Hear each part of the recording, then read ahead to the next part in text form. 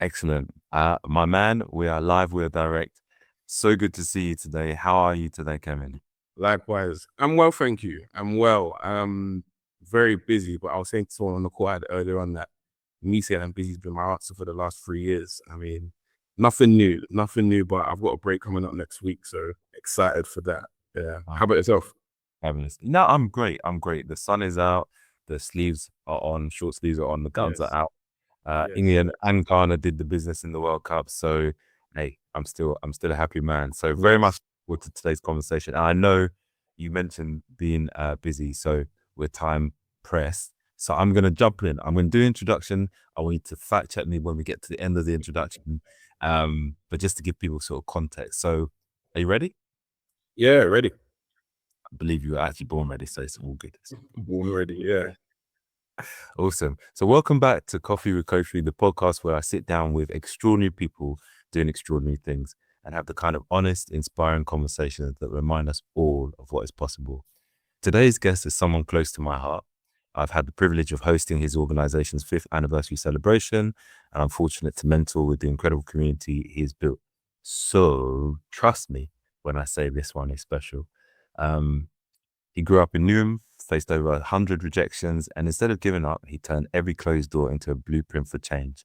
He founded the award-winning Bridging Barriers at just 21 years old in the middle of a global pandemic with one mission: to make sure that where you come from never determines how far you can go.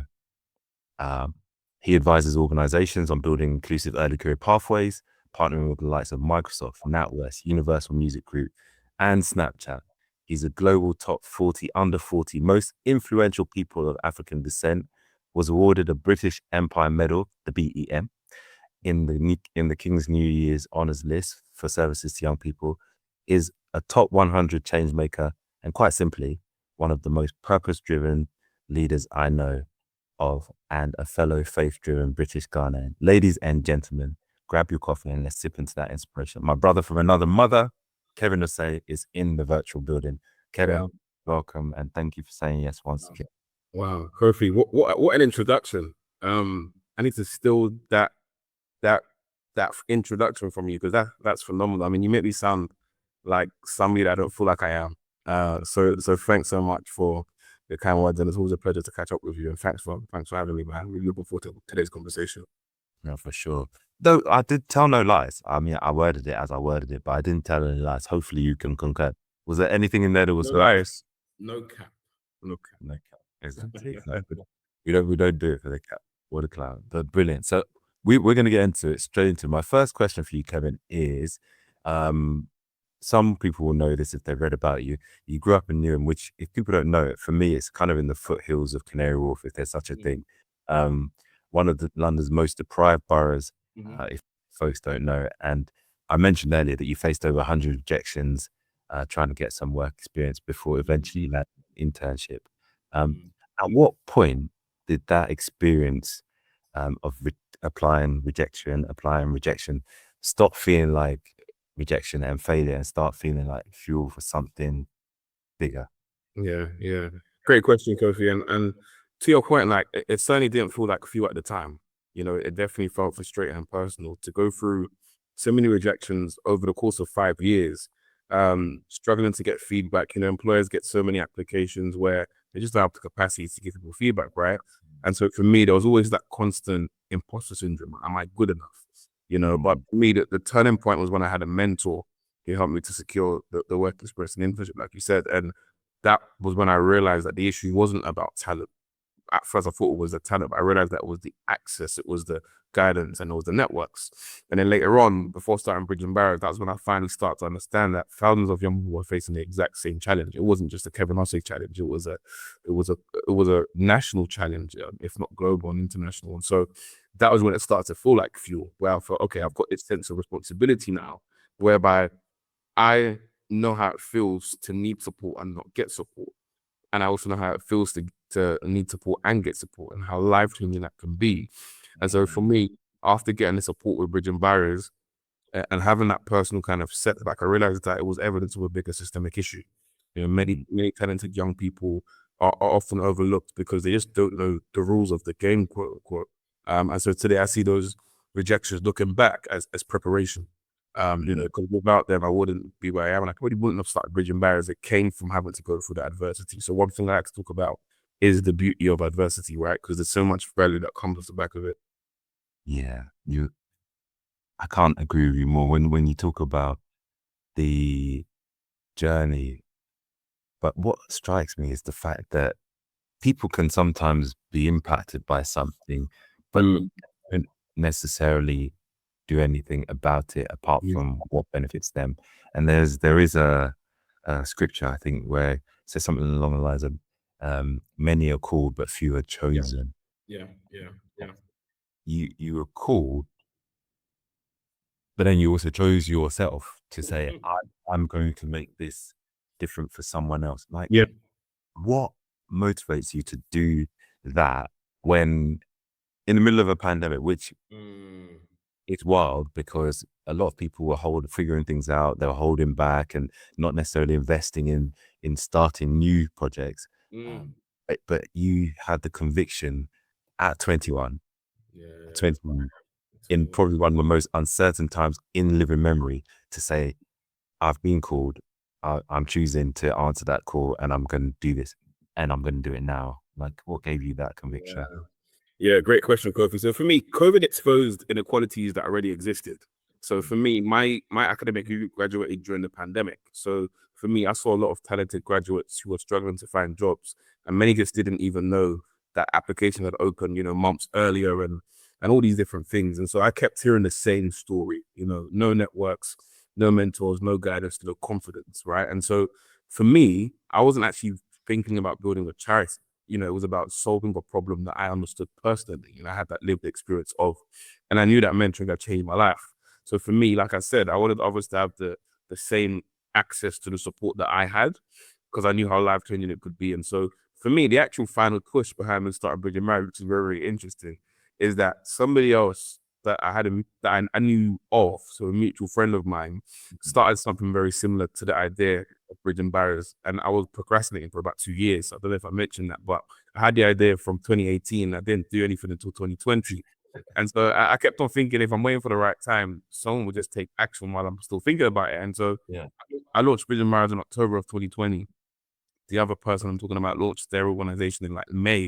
And I was like, oh my gosh, like people are just gonna keep taking on my ideas. So it taught me a valuable lesson that I've carried ever since, really, which is that ideas are common, but the execution piece is rare. Everyone has great ideas, but the key is to execute, isn't it? And so I've learned the world doesn't just reward those who have ideas first, but those who take action. So yeah, that's one thing I've learned, and I've learned to just not wait for the perfect time because firstly, perfection doesn't exist. But it's about understanding that clarity comes after you start. Because for me, it's like, well, I need to know what exactly to do, when to do it, but actually, it comes from taking action. So that's one thing that I've learned. So yeah.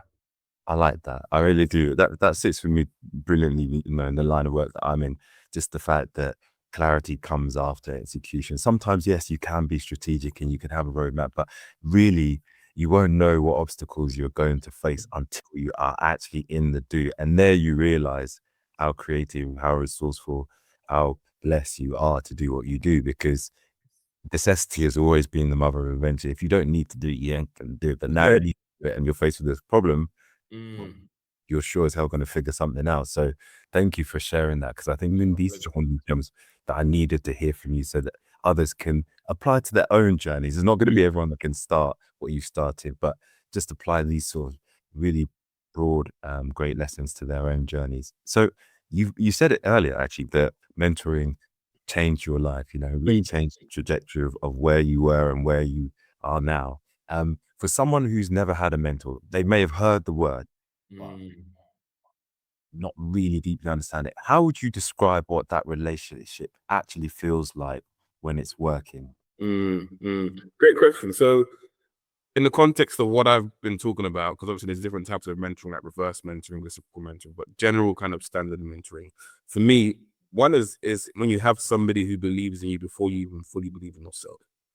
And that's the challenges a lot of our young people face. That's the challenges that I face. I didn't actually believe that I could achieve what I aspired to achieve, which was, at the time looking for a career within financial services in Canary Wharf. And so having that mentor helped me to actually believe, look, Kev, you can actually do this. You know, if you put your mind to it and generally keep on working hard, you can do it. So one is that self belief piece, which is really really key, and actually it came from me borrowing the belief that someone else had in me and inheriting that and feeling like, no, actually I can do this, which is a huge game changer, right? So one is the belief, which is super super key.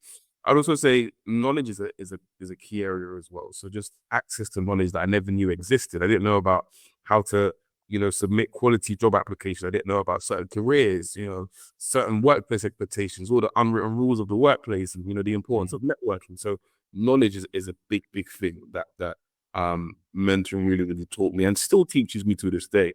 Um, Another thing is the safe space that it provides. If you've got a good relationship with your mentor, that safe space without any judgment, you know, something that you can kind of confide in and share some of your challenges with, and they can provide that support and be a kind of not critical friend, but that kind of sounding board who's able to offer support and guidance where needs be. And so it's that accountability and encouragement at the same time, and that's how I kind of say the mentoring kind of feels when it's working. Brilliant.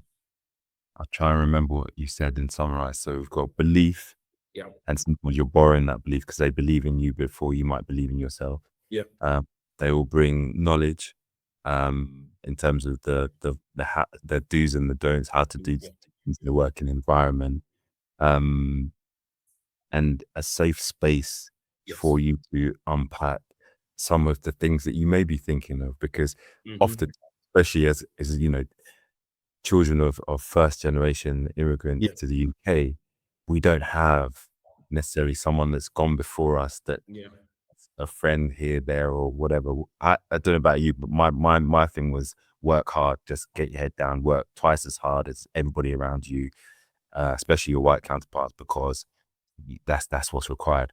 So to have someone break it down to you and share what they've learned, but also give you that space to yeah. discuss the conflicts that you may have internally, So is really powerful. So yeah, it's great. totally echo that. Fantastic. And now I understand, word on the streets is that your mission is to help 1 million young people across employment. 1 million young people, let me get my words out, access employment through role models and mentoring. That is an extraordinary number. I have no doubt you will do it.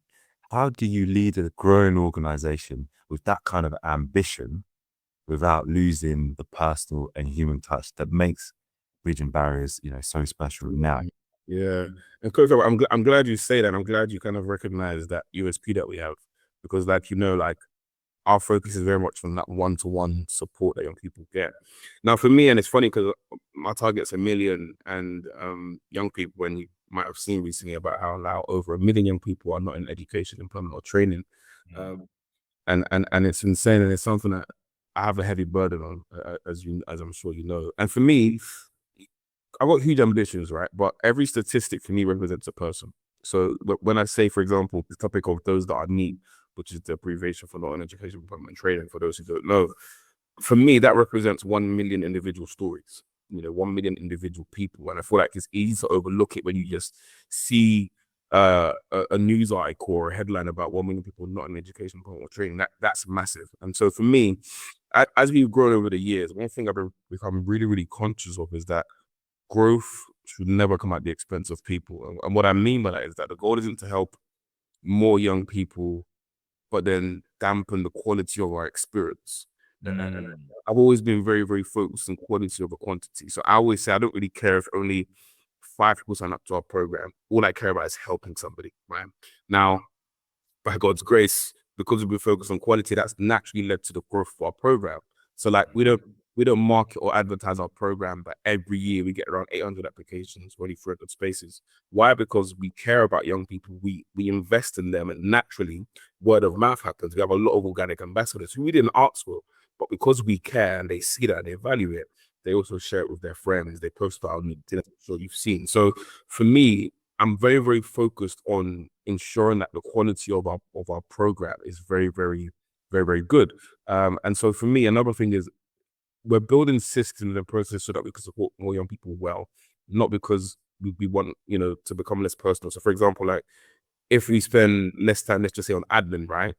we can spend more time supporting young people and building relationships. So like we're trying to, that's how we're trying to ensure that we're building, with a new careers platform as it stands as well and stuff like that, right? So yeah, for me, even though it's a huge ambition, a huge goal, it's still very much being mindful of young people at the forefront of what we do and still continue to consult them in what we're building and ensuring that their voices are at the forefront. Because all I care about is helping young people, as I'm sure you know. And I trust that we'll get to that goal. But it's important we build well and we build the systems and the infrastructure so that we can get to that number. Wow, that's great to hear. Really great to hear that you're keeping the, true to your core values and true to the mission that you had at the beginning, and also looking to maximize on really impact. It's not quantity. That's what I'm hearing. It's really it's the quality of what you're doing. Through that quality, looking at how you can strip away anything that doesn't serve you in delivering that in terms of admin bits and pieces and building systems that really work so that you could really generate more impact, but move it up a level. Is that right? Very well articulated, Kofi. Very well Yeah. articulated.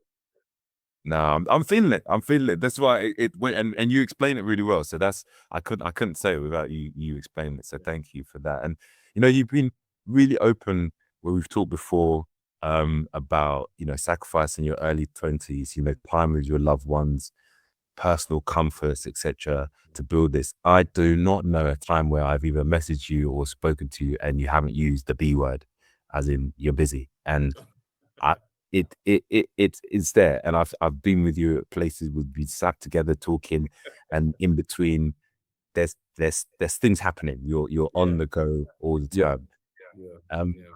so what's the honest conversation you'd have with your younger self about what purpose-driven work truly costs before it starts to manifest itself and maybe give back in some way, shape, or form?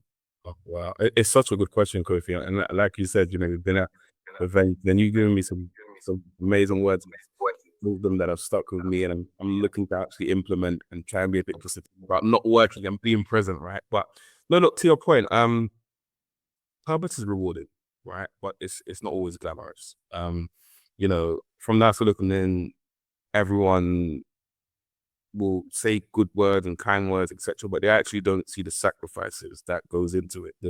The time, when I first went full time with Bridge and Barriers in 2023, there was about maybe 3 months where I was doing 100 hours a week, right?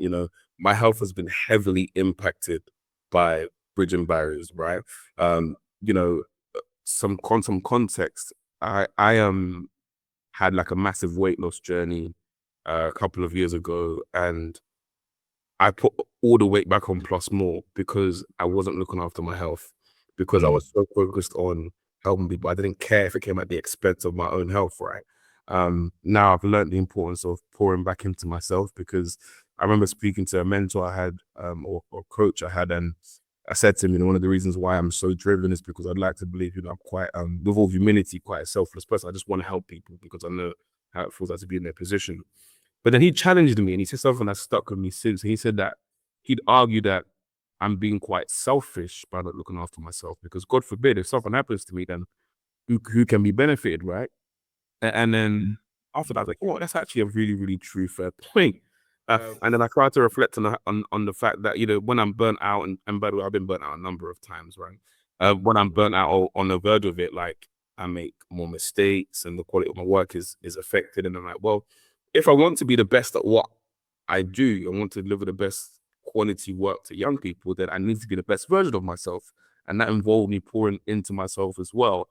And so now one thing I'm learning is that, passion alone isn't enough. You need systems, you need boundaries, you need people around you. As the saying goes, you can't pour from an empty cup. And so, yes, they're mm. important, but so is looking after yourself. And that's what I've learned. Thank you for sharing that, because you know it's a difficult one, because I know you, but I Yeah. also support some other What? NGOs in Ghana as well, and when you speak to people that are driven by a purpose that they really really resonate with, it's very difficult not to consider them to be in what is an extractive operation. So Yeah. it's almost like you're in oil and gas or mining. Like, you're just people are just you're and you're giving it. You're just giving it, and you're giving it because you know that people have been struggling, continue to struggle, and will continue to struggle unless, in your mind, you do something about it. But the recognition that you've got there and the awareness that you've been able to evoke around, it's not sustainable. It's long and the short of it. It's not sustainable. And I remember going to church once, and the pastor said, God wants you to stay at the top and not visit the top. And I feel that with what you said, Wow. you will burn bright and you'll touch some ceilings, and then you push them back down because you haven't got the systems in place. You're not pouring into yourself. And self-care really, it's not selfish. It's actually essential because if without it, Kevin, you can't do what you're doing for the long term. It's not sustainable, is it? So At all, at all. And I'm stealing that quote from you, Kofi, or I'm stealing it from your pastor, which you now stolen, which I now still. God wants you to stay at the top and not visit the top. No, it's true because the key is longevity, isn't it? It's longevity of impact, not just to be here for a short season and running ourselves to the ground that you can't no longer sustain what you do. And everything's about sustainability. And so again, that is why it's so important that you are intentional about yourself. And it's something I now do. So, one thing I now do is every month I take the first 3 working days off. And that's part of my kind of strategy of being more intentional about rest. So I do that every month, and I also every quarter I take some time off to go like a hotel and spa getaway. So like next week I'm doing that. Usually I do it at the end of the quarter, but I'm doing it next week instead. So gonna get a massage, fully switching off, no laptop. All my apps are gonna be locked. And yeah, just pouring into myself. So again, I'm a bit more intentional about it now because I have to be. I have to be. So yeah, yeah. no, there's a lot of responsibility on your shoulders. There are a lot of people relying upon you, coming to the event and meeting people.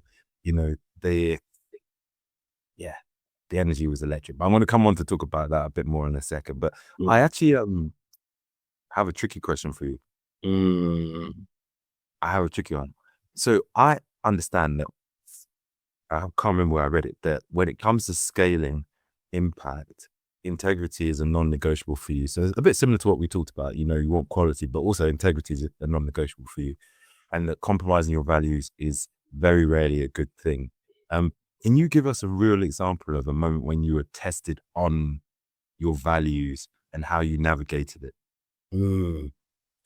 It's a good question, and to your point, integrity is one of my core values. I'm a man of faith like yourself, and not every opportunity is a good opportunity, right? Not every opportunity is a good opportunity. And so for me, I remember one of the biggest tests came when a company approached us and they wanted us to support some of their employees through mentoring, and this was like a legitimate paid partnership work, and that would have obviously generated income from us, right? Now, what they wanted to do was they wanted to arrange it as like a donation rather than a service.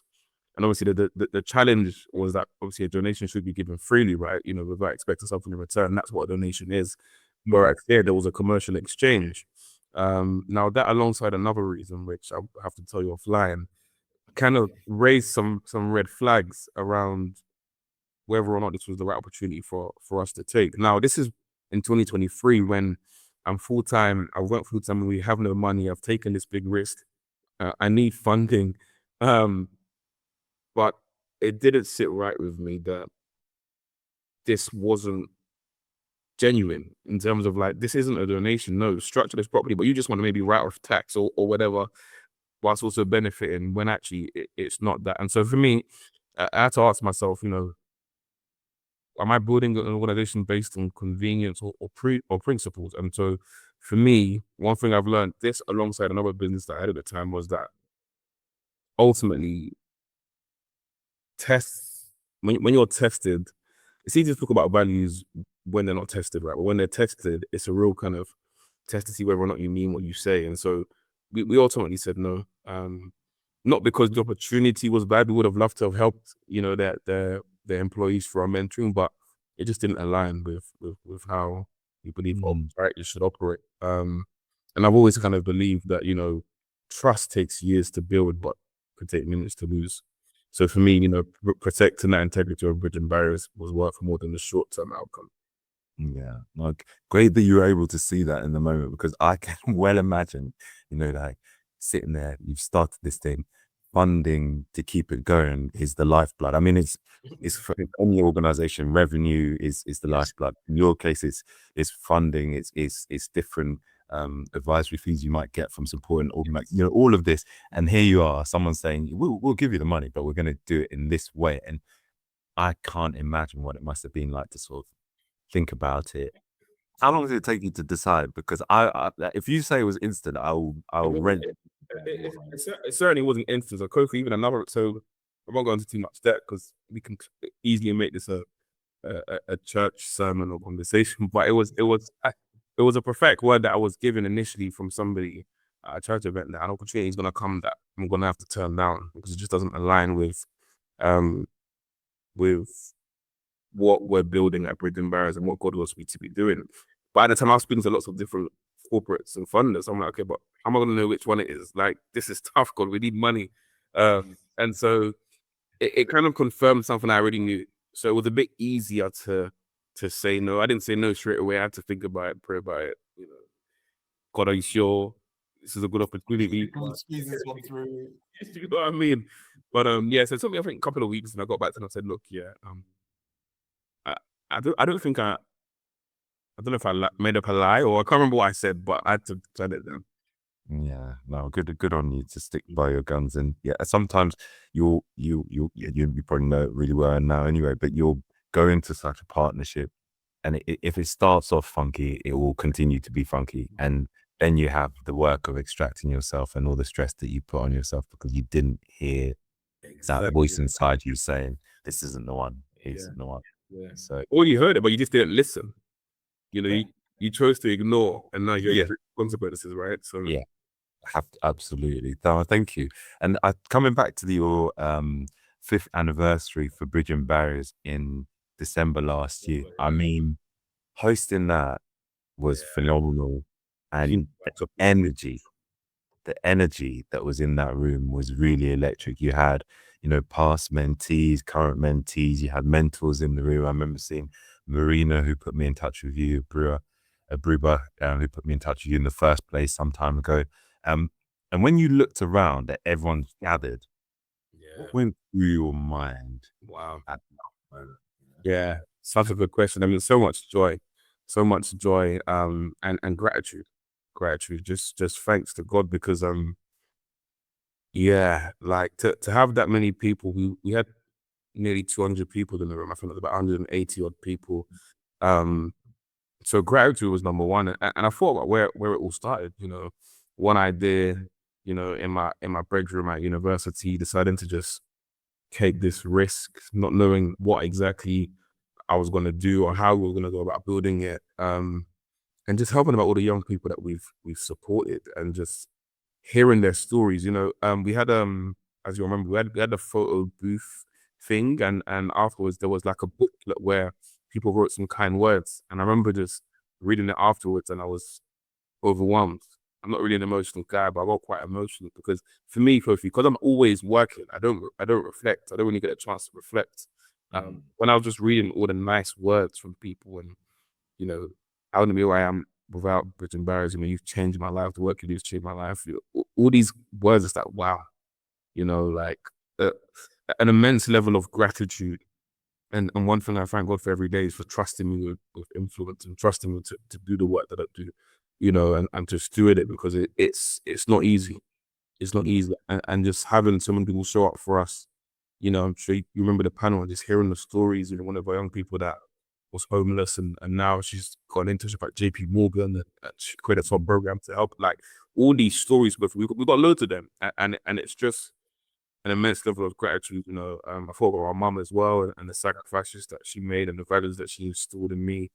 You know, all the people that believed in Bridging Barriers before anyone even knew who we were. Marina being another one. I mean, I've got so much love and time for Marina because she believed in us when nobody else did, and she didn't just verbally believe in us, but she believed in us in a number of different ways and demonstrated in those ways. And so many people that have been there from when we first started, and also now we're still very early on in our journey. We're only coming up to 6 years, but for where we want to be, with all humility, we're only in about gear 2, Kofi, and there's 6 gears, and we're just getting started, right? So yeah, but more than anything, I felt responsibility. 5 years, it's not the destination, it's the foundation, right? So we're just getting started. Yeah, I'm not in there. I often have this reflection that happiness, and maybe you could use this same for ambition, that ambition is not a place, it's a direction, it's a direction of travel, it's a way of moving forward, etc. And when I hear you speak, I definitely get that sentiment from you, that you're progressing and moving forward, and actually it's something that we'll come back to later on. One thing you've said that really has me coming back is around systems of support, because Mm, you're in the non-governmental, mhm, that whether you're in a financial services, whatever you're doing as a leader, mm, really trying to make an impact. I'd be curious to know what systems of sustainability, if we can call it that, you now implement. Because you talked about the first 3 days of the month, you do something. mm. Uh, sometimes every quarter you will do something, but on a day-to-day or more granular level, what other things help sustain you? Because again, I think this could be useful for people that are really trying to push and make things happen. Just pick one or two things that what would Kevin do? Yeah, yeah, You don't always do it, so that's yeah. So for me, it's faith first. Faith first. So daily prayer and time with God before my day starts. And also that helps me kind of be grounded and centered before emails, before meetings, before decisions. So yeah, faith is a big thing. The Bible study, the prayer, health first as well. So I put faith and my health before work. So whether it means starting work late, frankly, because I kind of mind my own diary and schedule, I'm able to do that. So I start my day off with faith. I go gym 3-4 days a week. So, and I go on walks 6 days a week, Monday to Saturday. So I do my 10K steps every Monday to Saturday. So 6 days a week. So faith first, health as well. So physical health. The one thing I need to do more around is my mental health, which faith helps with as well. But those are the main two things. One thing I was doing a lot last year was reflections. So every Sunday I used to reflect on how the week was, and I journal. So again, these are things that I was doing last year that I've kind of stopped doing, but I'm gonna get back to doing is journaling. So every day just journaling, reflecting on wins, what could have been done better, etc. And then looking at patterns, So if I look at my month, because I journal, I've got data on myself. And so seeing, okay, this is how the last few months have done. For example, like my year, there's a pattern in my years always end better than they start. And actually that's from a faith standpoint, that's biblical, where the latter will be better than the former. And so this year has been a really tough year financially for us as an organization. We haven't made as much money as we did last year at this stage. But actually last year, I remember around this time last year, Kofi, we were on the verge of going bust. And we actually ended the year with way more money than expected. So hence why this year, even though it's been slow, thankfully, because we had a good number of reserves, has kept us going. And so even though this year's been tough, um, and obviously I'm kind of digressing a bit, but the point I'm talking about is around patterns and themes. I realized that my years always end well and better. And so even though right now it's like, okay, things are tough, because I've taken time before to reflect. Now that my goal is to do it daily, carve out time to like reflect on my day, which I don't yet do. But because I've seen the pattern, I'm not as stressed about us not having money, because I know God will provide, And so faith, health, journaling, and my two main goals, quickly, this year are: one is learning to say no more, and two is to sleep more. Protecting my sleep is another thing that I'm really, really important about. So, before I was getting like 3 to 5 hours of sleep last year. Like I would sleep around 12:31 and be up at 4:30, because my days were so busy. I'd wake up at 4:30. I'd get up and get ready to go to the gym. Then in my car, I'll do praise and worship from 5 to 6. Then I'll go gym from 6 to 7. Then I'll go home and get ready for work, shower, etc. Leave the house by about 7:45. Then get to work for about 8:30, and then the working day's begun. And then work for about 8 to 6 or 7. Then do Bible study again in the evening, etc. they get to bed for about 9:30, 10, and then I want to spend some time scrolling on my phone. Spend about 2 hours. Now it's 12 o'clock, and so when I sleep, I don't sleep straight away. I need about an hour to actually sleep, and then it's 1 o'clock, and so such a jam packed today. So now I'm just learning to say no more, sleep more, etc. Sounds like you've got some great pillars there. No sleeping more. Saying no as well is a tough. I've struggled. I've struggled. It's actually we're the same person. Well, you're doing differently, but we're the same person insofar as my word of the year is consolidation this year, Wow. and not picking up too many babies or projects. Someone said this really powerful thing to me that just sometimes when someone uses some words and you're like, oh, I get that. Yeah. What they said was, consider all these ideas or things that you involve yourself in as babies. So you have arms, yeah, broad arms. You can carry a certain number of babies, but if someone says, "Oh, how about this baby?" You've got to think about you now need to put down one of the babies that you've got in order to pick up this other baby that is new and exciting, etc. So why consolidation is my word of the year is because I realized that actually with babies they turn into toddlers and then they become young children and then so let me hold what I'm holding, and if I am to let go, it's because they can now walk independently and then move forward. Or I decided that actually this baby of mine is one that no longer aligns with where I want to be. So I say yes less. So I really feel like I'm hearing you when you're saying what you're saying, because that is a journey that I've been on where you can, because you can, but actually at some point those yeses become due for payment and the quality then drops, right? Well, listen, Kofi, I'm stealing all of your quotes. I'm stealing all of it. I mean, that was so good. That was really, really good. Wow, I like that analogy. Yeah, it's Yeah. so good. So good. No, thank you for sharing about your balance piece as well, because that's something that is often neglected. People say it, but I really, really believe in it, that health is wealth. It is, without that, like literally, it's the one thing that is taken for granted, but without it, you really know you're struggling. And Exactly.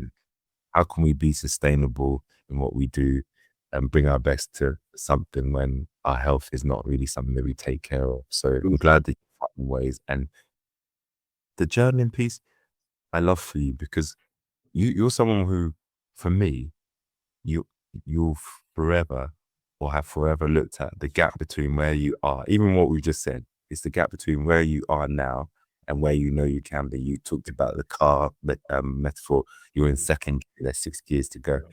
There's so many more people to help. 1 million is the target. I know that you've helped thousands already, but 1 million is the target. And I think, and I hope, and I also pray that by reflecting on a daily basis and maybe having time to look back on it, Yeah. this is you spotted the patterns of how he is, and that you'll realize the gains that you've made insofar as where you were a year ago, 2 years ago, and where you stand now. Because I feel, even as I say it, I'm getting these goosebumps. I feel like if you actually took the time to realize what you've done and the rooms that you're in and the impact that you've made, I'm not saying you go, I've made it rest of my life, but I think there could be something in that, whether it be fuel for the fight going forward or an acknowledgement that So, Kofi, let me tell you, I love what you said. Let me tell you what my biggest challenges are there. And I'll give the example when it comes to like winning awards. So by God's grace, I've won a few on this journey, right? And I always say that personally, I don't care about awards personally. Why? Because awards can birth pride in one. So you can feel, and I believe pride comes before the fall. And that's something that the Bible tells me. But also it can lead to complacency. And you can feel like you've done enough. And complacency can lead to comfortability. But Kofi, there is more. There's over a million young people that we haven't even tapped into that need our help. And so I mention that because one thing that maybe scares me is that if I take time to reflect and pause, that I get into this mentality that I've done enough and I can take my foot off the gas when actually there is more. And so that's part of the reason why. But then in that same breath, Kevin, it's not your responsibility to help everyone. You can't help everyone. But there is more. And so I'm grateful, and every day I thank God that He's allowed me to do what I've done, but there is more. Yeah. No, and that there is.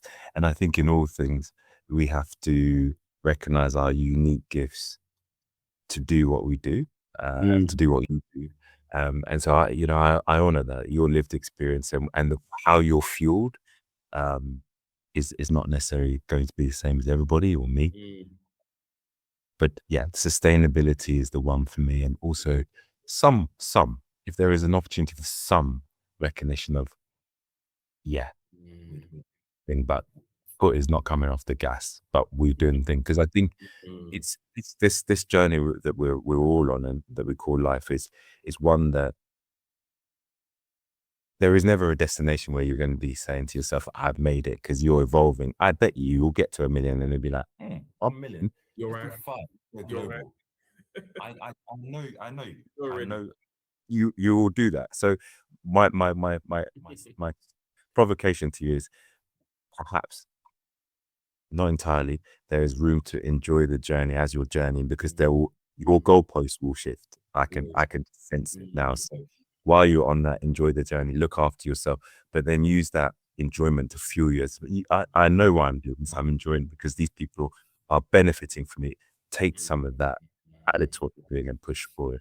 That's not saying you must do lots of I've done amazing things, but I feel it's a shame if you don't have a chance to really breathe in and realize the difference you'd be making because it's massive.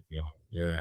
Kofi, I don't want to digress too much, but it's giving me another idea. And you know what? One of the reasons why sometimes I don't feel like I've done enough, or I don't see myself as successful, quote unquote, as some people maybe do, is because, and I'm glad that this hasn't been the case because it's taught me so much. But growing up, and when you grow up, relatively poor and stuff, money is such a huge part of how you define success. And going into the charity sector, not for profit, just caring about impact, but still being broke for majority of the years and still struggling at times.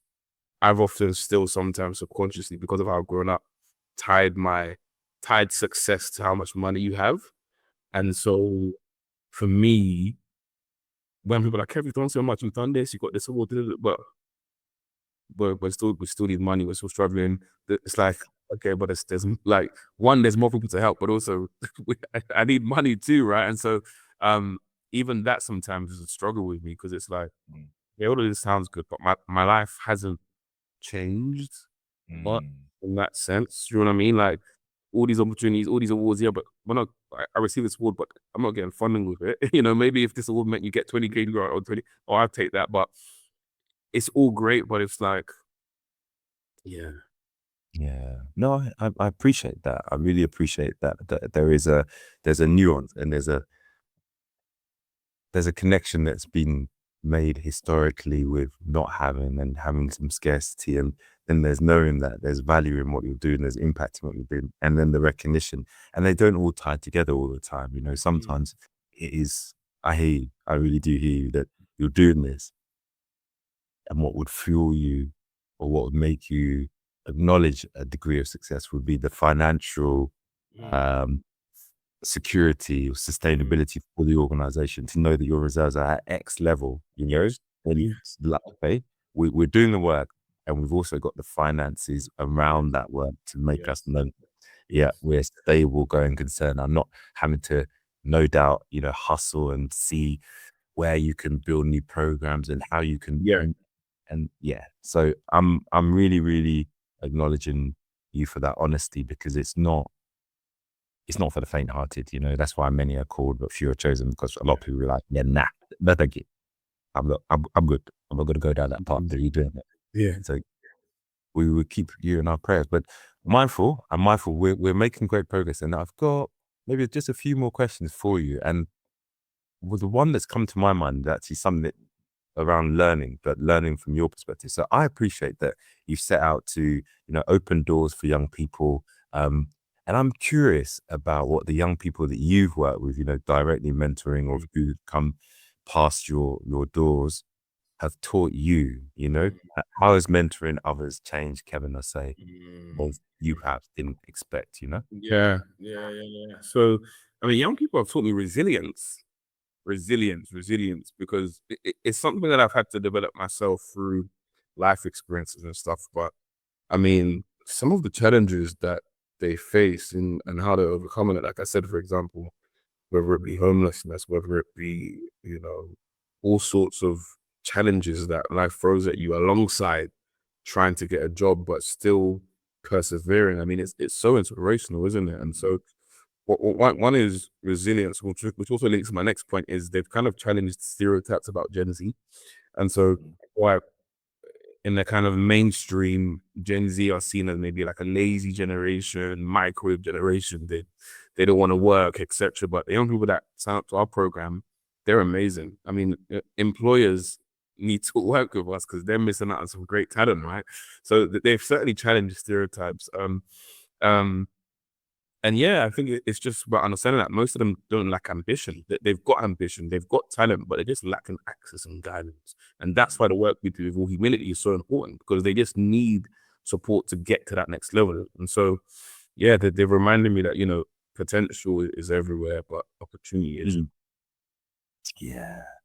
You took the words right out of my mouth. Was that I was going to say the same thing, and I can say that I can say this with full truth and experience, because I've had the pleasure of mentoring two mentees with Bridge and Barriers so far, and you're so right. Talented children of immigrants, particularly the two that I've got, who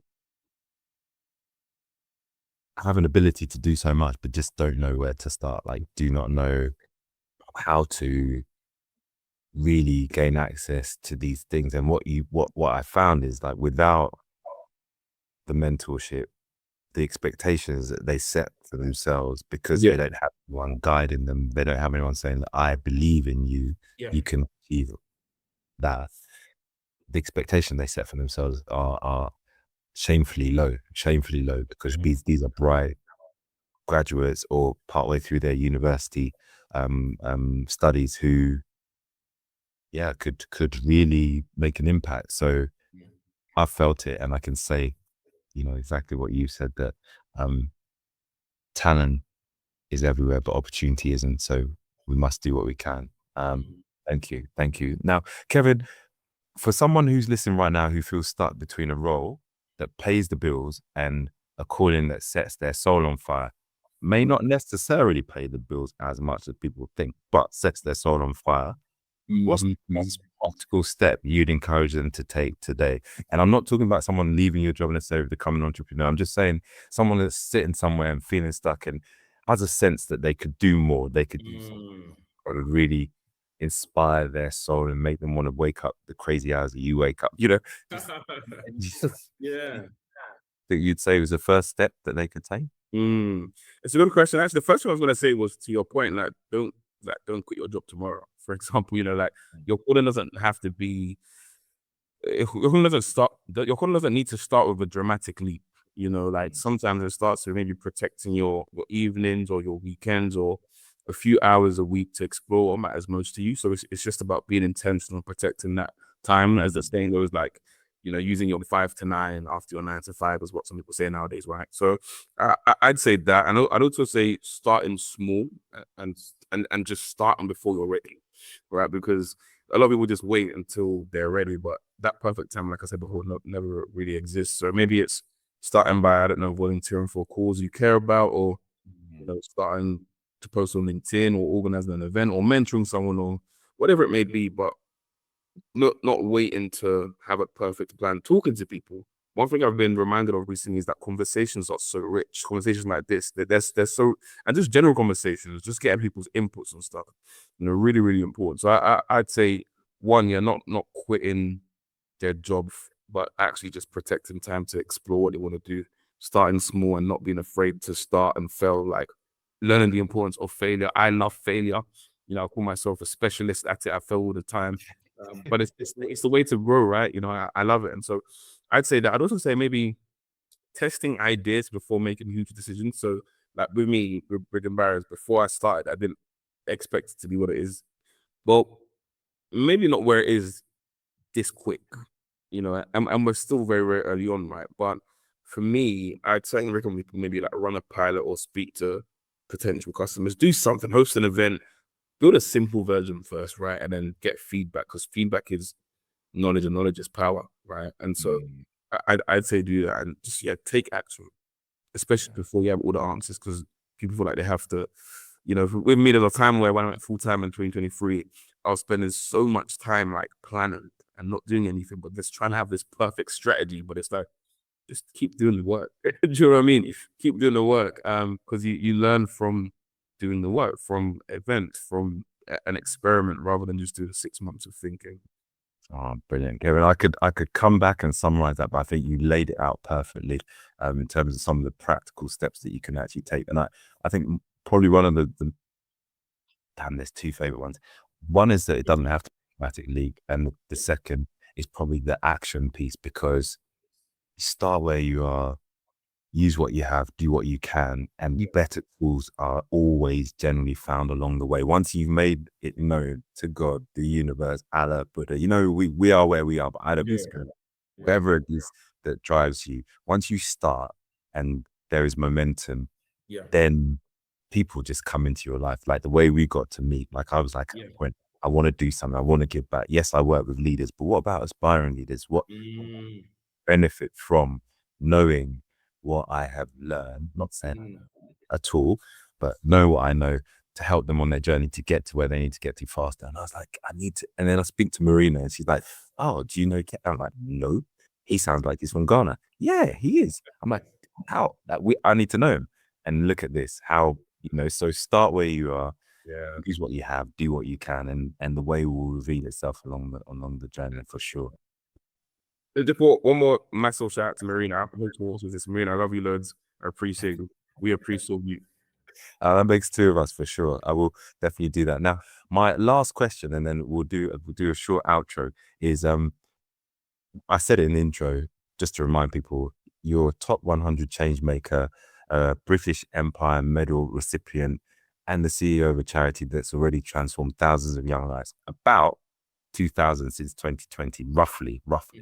But I get the sense, in fact, there's not even a sense, you've said it. Second gear sticks in my head, even though I'm like, wow, you're doing amazing. I get the sense you're just getting started. What does the next chapter of Bridging Barriers look like? Yeah. Look, bigger impact, not just bigger numbers, but bigger impact. You want to improve our outcomes. We want to be the best at what we do. Not necessarily the biggest. The biggest may be a byproduct of it, but I don't care about numbers. But with that being said, we always have our target. So from when I first started Bridging Barriers in 2020, the goal was to always help support at least 10,000 by 2030. And that remains the goal now. We're around 2,000, nearly 2.5. And we are working on some exciting things that will help us to expand and kind of like 10x our skill. So, the main goal is to become one of the leading, not just charities, because there are some businesses in our space, but the leading organizations helping, predominantly unrepresented young people to become work ready and achieve career success. How will we know we're one of the leading? Well, we'll measure it based on our impact, our reach, our outcomes, our employer partnerships, our level of kind of influence, all these sorts of things. We're building a careers platform. The provisional name of it is called Career Compass. And yeah, that's going to be a game changer. So if you know what I'm saying, that's going to be a game changer. That will go live with it properly by the end of next year, by September, October, and that will help us to help thousands of young people a year. So that will really change things. And right now we're building on that. But yeah, we want to influence national conversations around social mobility, around employability, around youth opportunity. I don't want us to just simply run programs. We want to reshape what's possible for young people who have historically been overlooked. Wow, that is big. That is super big. Thank you, Kevin, for that. And in throughout the conversation, there have been certain threads that have come up and weave through. And now I've gone on a side quest because I said that was my last question, but I lied. I actually lied to you. I someone said to me to ask you this: if there's one prayer that would be answered for you as a result of someone hearing this episode, that would make a material difference to everything you just said that is coming up next. Sorry, I'm limiting you to one. What would you want that prayer answered to be? I want one corporate who is willing to take a quote unquote risk and partner with us multi-year, at least 3 years, and go on a journey with us to help thousands of young people. Yes, we're not the most established yet, but our track record doesn't lie. We've done a lot of work, but we need somebody willing to invest financially and time and resource to partner with us to make the change that needs to be done. I mean, we know how many, we know the challenges that young people face nowadays, and we have the solution, but we need the resource to deliver. And so we want one corporate, doesn't matter what industry you're in, whether it's finance, tech, law, property, whatever it is, or a funder, but we need the resource to make more of an impact. And work, we do work. So believe in us, back us, and we'll deliver. All right. Well, that's a very clear prayer, and I say amen. I say amen. Let that be the case, that someone out there hears this, sees this, and feels compelled to connect the dots, to give opportunity to some of the talented people that you support. Kevin, look, I want to say thank you genuinely for your time, your honesty in today's conversation, and for continuing to show up for young people every single day, except when you have your 3 days off, but you're still thinking about them. And even when it's hard, you are 100% living proof that purpose, persistence, and integrity are a powerful combination. And to everyone listening, I really hope that today's conversation has stirred something in them, in you, as you listen to this or you watch it, whether you're at the start of your journey, stuck in the middle somewhere, or just looking for a sign just to keep going. Resilience was a word that came up, in terms of what the mentees have shown you. And I think resilience is a word that comes up in terms of what you're doing as a purpose-led, faith-driven leader. Your story isn't over. I have no doubt about that. I feel like it is just getting started. And I want people to share this if it's moved them with someone that needs to hear it. Get involved with Bridging Barriers as a mentor, as a corporate partner, as a general supporter, as a well-wisher that prays as well, because we know that there are there's real power in the power of prayer. I will share the link to Bridging Barriers and also to connect to you in the notes as well, so that people know where to find you, because the work you're doing really matters. But before I go, Kevin, can I pass the mic back to you just for any final words? Yeah, I'm glad you did, because I wanted to firstly say a massive thank you to you, Kofi, man.